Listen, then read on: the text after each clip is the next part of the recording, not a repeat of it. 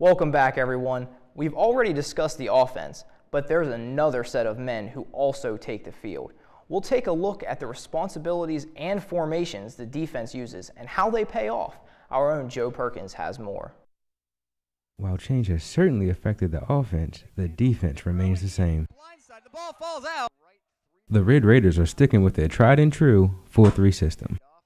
This move has paid dividends thus far. The players have amassed 3 block kicks, 5 forced fumbles, 7 fumble recoveries, and 60 tackles for a loss. With so many playmakers on the field, there has to be an effective communicator. The safeties are talking the whole time, letting the linebackers know, and we have to let the linemen know what they're doing with any checks. And it's a gap control defense, and I love running it. Cody's enthusiasm extends to every player on the defense, as the highlights have been performed by a variety of Red Raiders. Much like the offense, there are multiple formations that everyone lines up in. They're not always relegated to the 4-3. We have different packages for run. Our base package is 4-3, and we come out sometimes in a 3-man front and bring an extra DB in. One of their packages is used whenever there is an obvious passing situation. We can stand up in that package and move around, and it's not just for just rushing off the end like we usually do. We can come inside sometimes, line up a linebacker, just free for all.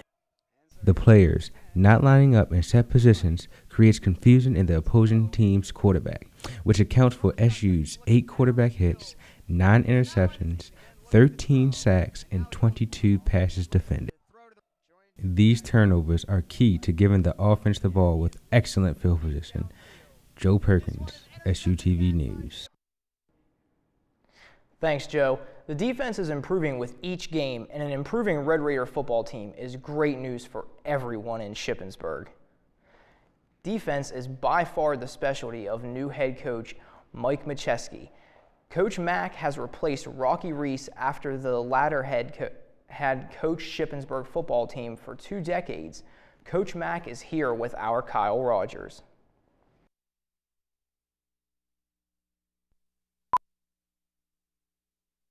All right, Coach Mack, thanks for coming by today. You're welcome. So you're no stranger to the Red Raiders football team. You became the head coach in December. This is your first season, but tell me a little bit more about your background with the football team. Well, it all started, I was a player. I played here for 4.5 years. It was a great experience. I enjoyed playing.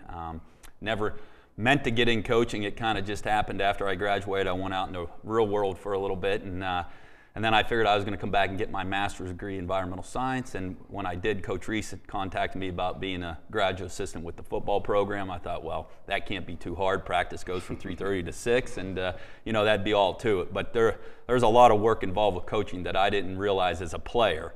And then when I first got into it, it was a struggle in the beginning. But then as I kept going through it, I started to see the kids respond to my coaching and take your coaching. And again, to being a coach, what you want to do is see your kids be successful on the field when you're teaching them something. So that kind of got me into it, and I stayed with it. Very good. And you were successful on the field back in your day. You were said to be one of the most intimidating football players at the Red Raiders. Tell me a bit more about why that is said about you. Well, it's amazing that you'd think that I was a nose guard at one time, but I worked really hard at it. I was a guy that liked the weight room. I was quick, I was strong. I wasn't the biggest guy in the world, but I really worked hard at it. I didn't have all the talent in the world, so I had to make up through hard work, and it worked out for me. But I played the game the way I thought it was supposed to be played, with a lot of emotion. Work ethic, things like that. I was actually at a game recently and saw how emotional you get up there in the refs' faces. Tell me a bit more about, why emotion is important for a football player to succeed in a game. I think, emotion is most of the game, is most of the part of the game that's important, because you can't get too high, you can't get too low. And when things are going great, you got to understand, you got to still stay focused, but you got to play with emotion, you got to get excited about the game. Even when things aren't going so well, you still got to stay even, you can't get too low.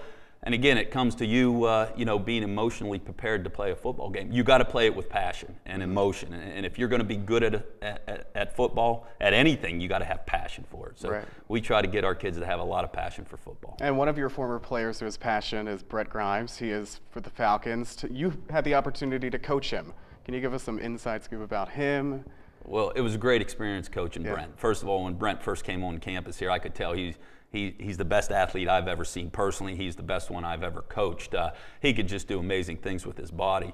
But it was a growing and learning experience for Brent and myself. When, you know, Brent could do a lot of things, but we had to get Brent to do it within the realm of what we wanted for him to do on our defense. And he grew a lot. You know, first year that he played, which was his second year here, you know, he made a lot of mistakes because he wanted to play backyard football again, you know, and that's what Brent loves to play, is just backyard football. And once we got him into our defensive scheme, and he really produced and did a lot of great things. We could do a lot of things with Brent Grimes in the secondary back then. So it was a great experience. We hope that you have more NFL players to come under your coaching. Coach So Mack, do I. Thank you so much. Appreciate it. I appreciate it.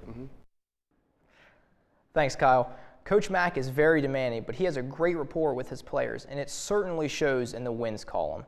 The future of Shippensburg football appears to be safe within his hands. It will be very intriguing to see if Mack's legacy will match or even surpass that of Rocky Reese.